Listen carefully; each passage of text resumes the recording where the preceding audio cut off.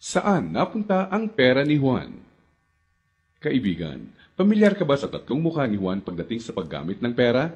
Alam mo bang may pagkakaiba sa ugaling pinansyal si Juan mahirap, middle class at mayaman?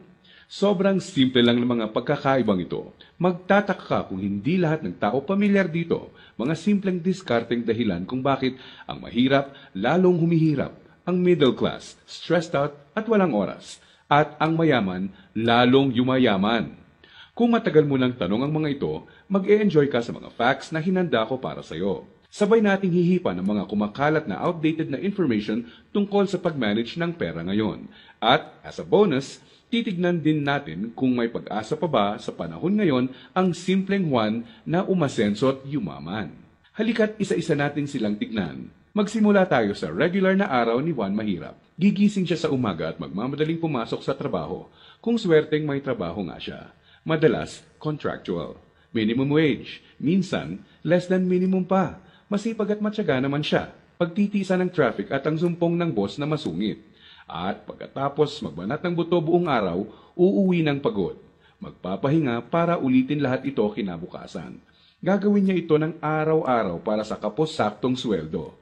Tama ka, di na ito bagong istorya. Ano nga ba ang diskarte ni Juan Mahirap pagdating sa pera? Bago ang pag-iipon para sa pangkabuhayan, madalas nauuna ang Jollibee dito, sini doon, at ang silent killer ng bulsa. Bili ng kung ano-ano, kung saan-saan, kahit di kailangan. Mga abubot. Bakit? Kasi may sale, surplus, ukay-ukay, at tiyanggihan.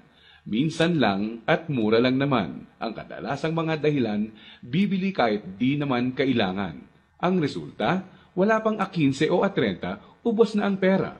Kaya uutang na lang. Gusto naman magbago ng buhay ng mahirap na Juan, pero magpapaulit-ulit ang kalagayan niya hanggat di niya nakikitang patong-patong na gastos ang bigay ng abubot niya, na pag naipon, pwede nang puhunan sa negosyo.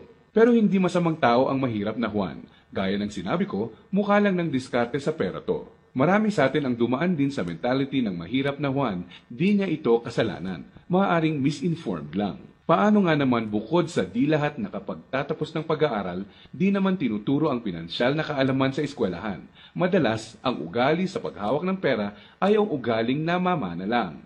So, saan napunta ang pera ni Juan Mahirap? Dito napapasok ang tinatawag nating 1. Income at expense, at 2. Assets at liabilities.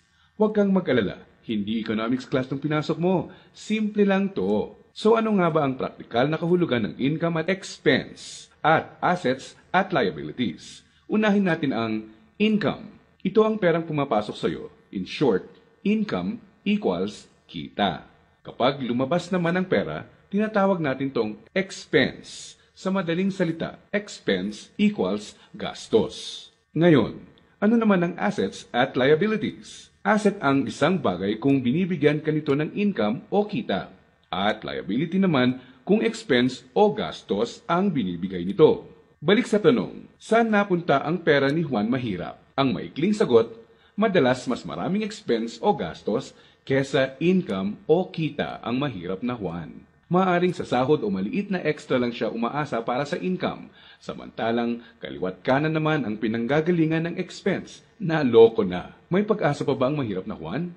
Malalaman natin yan mamaya. Ngayon, tignan muna natin ang behind-the-scenes kwento ni Juan Middle Class. Sa unang tingin, okay na okay ang lagay ng middle class na Juan. Ang totoo niyan, malaki ang tsansang mapagkamalan mo siyang mayaman. May bahay, may kotse, at nakikita mo silang nagbabakasyon minsan. At kung may bagong labas na gadget, mag-a-upgrade ang middle class na Juan. Pero ang di alam ng karamihan, marami dito ay promo, hulugan o utang sa credit card na buwan-buwan sa sweldo nakakaltas. So, saan napupunta ang pera ni Juan Middle Class? Ang maikling sagot, mas madaming liabilities, nagbibigay gastos kesa sa assets, ang binibili ng middle class na Juan. Imbes na investments na gagawa ng income, nauuna sa listahan niya ang paggagamitan ng pera, ang upgraded na lifestyle. Gusto niya ang convenience at quality sa buhay. Tingnan nating halimbawa to. Kung traditional economics ang pagbabasehan, ang kotse at bahay ay madalas na sinasabing assets. Sa praktikal na buhay ni Juan, masasabi nating outdated na ang pananaw na to. Sa definisyon natin ng asset, ang isang bagay ay asset kung gumagawa ito ng income. Pero madalas, pagka down payment mo ng kotse, bahay o alahas, money out agad.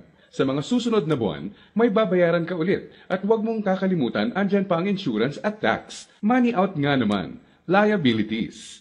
Ang kotse ay nagiging asset lang kung nakakatulong siya ng gumawa ng income. Halimbawa na lang kung gamit sa negosyo. Ang bahay ay pwedeng maging asset kung paparentahan mo ito, lalagyan ng mga produkto sa negosyo or storage. O di kaya'y kung nagba-buy and sell ka ng bahay at mabibenta mo to ng mas mahal. So bakit walang oras at stressed out si Middle Class 1? Para mabayaran ang mga liabilities, kailangang mag-overtime, kumuha ng mas maraming trabaho at maghangad na ma-promote ng middle class na Juan kung siya ay empleyado. Para sa mga professionals at self-employed, kailangan nilang kumuha ng mas maraming kliyente o projects. In short, kailangan nilang ibenta ang oras at skills nila ng higit pa sa ginagawa nila dati nung wala pang liabilities para kumita ng mas malaki. Tulad ng kalagayan ng isang doktor. Kung hindi niya sisiputin ang pasyente niya, wala siyang kita. Dito mo na makikitang may lumalamon na sa oras ni Juan Middle Class. May mga celebrations sa family at friends ang di na niya ma-attendan. Kaliwat ka ng stress na ang kapalit ng upgraded lifestyle ni Middle Class 1. Para sa kayod kalabaw na discarding to, gugustuhin niya ng reward, tama? Kaya mas madalas na siyang mag-taxi, kahit pwede namang mag-jeep. Starbucks coffee na, dati okay na ang 3-in-1. Sa restaurant na mas madalas kakain, kahit pwede namang sa bahay. Ilang halimbawa lang ito. Sa oras na maisip ni Juan Middle Class na magnegosyo, ang kita niyang pangpupuhunan sana, pambayad sa liabilities na pupunta. Kung tatanungin mo siya kung anong gusto niyang baguhin, madalas sasabihin niyang ibalik sa kanya ang oras niya. Mabait si Juan Middle Class. Gusto niya ng maganda at komportableng buhay para sa pamilya niya. Magaling din siya sa trabaho o sa propesyon niya. Sa kasamaang palad, pagdating sa pinansyal na mindset, may outdated advice at information siyang dala. Ang dating akala niyang assets ay liabilities na pala. May pag-asa pa ba si Juan Middle Class? Malalaman natin yan ilang sandali lang. Ngayon, tignan muna natin ang sikreto ni Juan Mayaman. Alam mo ba na madaming Juan Mayaman ang mga self-made? Ibig sabihin, bunga mismo ng sariling pagod, sakripisyo at tiyaga ang tinatamasa nilang tagumpay. Simple lang kung susumahin mo ang lifestyle niya, may time and financial freedom. Maluwag ang buhay kung may kailangan. Choice sila kung ano ang sasakyan nila, saan sila titira, sino ang makakasama at makakatrabaho nila, kailan at saan sila magbabakasyon, at iba pa. In reality, mas madami din silang tsansang makatulong sa kapwa, gaya ng pagdodonate sa charity at pagsali sa outreach programs. Balik tayo sa tanong, saan napunta ang pera ni Juan Mayaman? Kapag may perang hawak si Juan Mayaman, sa asset niya ito dinadala. At sa asset na ito ay kikita pa ng mas maraming pera para sa kanya. At ano naman ang gagawin niya sa bagong kitang ito? Tama ka, i-invest ulit niya sa ibang asset pa.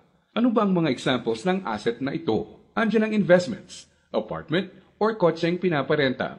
Ang edukasyon, seminar, tradings at iba pa na magtuturo sa iyo ng skills na kaya kang bigyan ng kita ay asset din. Sabi nga ng isang bumper sticker, if you think education is expensive, try ignorance. Ibig sabihin, kung tingin mong mahal ang edukasyon, subukan mo ang kamangmangan. Assets din ang mga negosyo, lalo na ang mga kumikita ng passive income. Paano ba napagtatrabahuan ni Juan Mayaman ang kanyang time and financial freedom?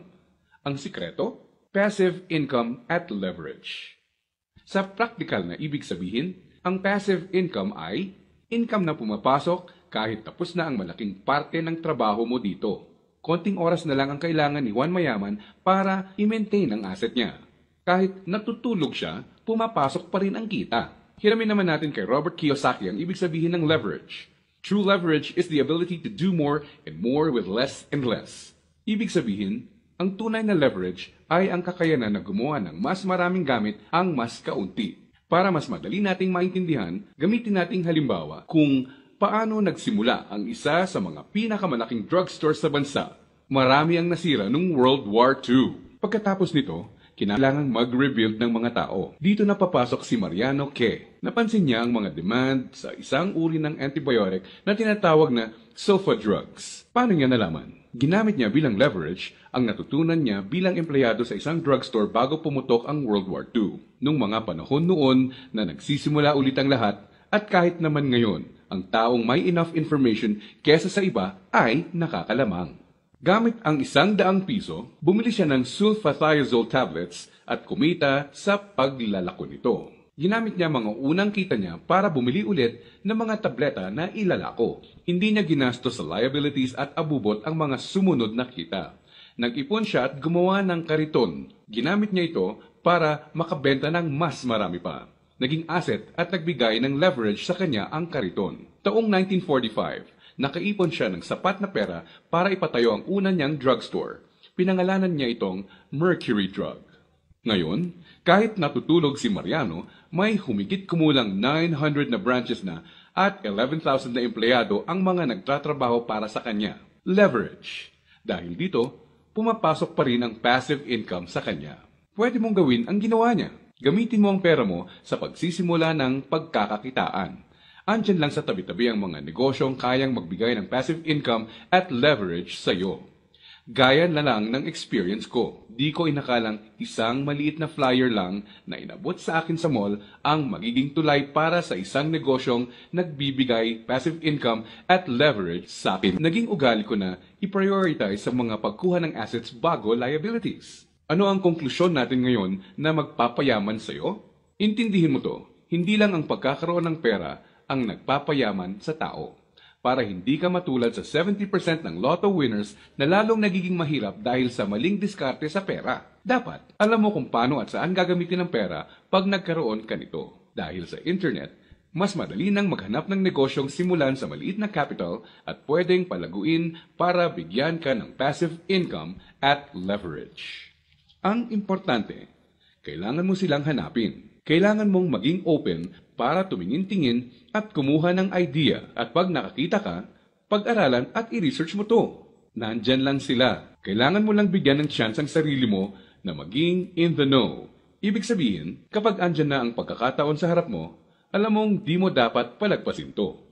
At sa pagkakakitaang papasukin mo, ipunin mo lang ang income mo.